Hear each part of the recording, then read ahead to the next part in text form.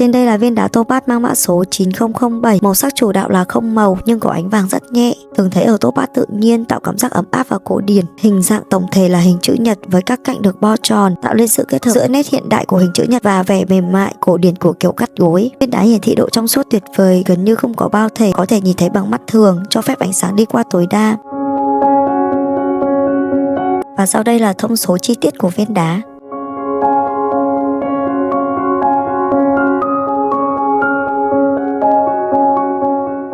Các bạn có thể tham khảo một số sản phẩm tiêu biểu trên đây. Đây là viên topaz có kích thước lớn, kiểu cắt độc đáo và tinh tế, tối đa hóa sự lấp lánh và vẻ đẹp trong suốt của viên đá. Màu trắng phớt vàng làm cho viên đá trở thành sự lựa chọn thay thế tinh tế và sang trọng cho kim cương.